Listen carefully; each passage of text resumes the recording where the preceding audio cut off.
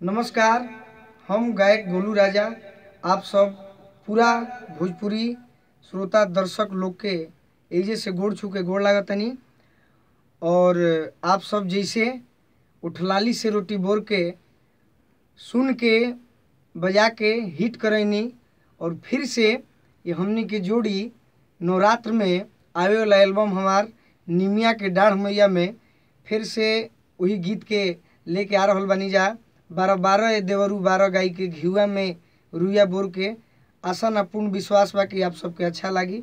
बाकी प्रियंका जी जे कि इहें के गाना गौले रहनी है उठलाली से रोटी बोर के, और फिर ये एल्बम में इहें के गीत बाकी 12 देवरू 12 गाई के घिउआ में रुइया बोर के। बाकी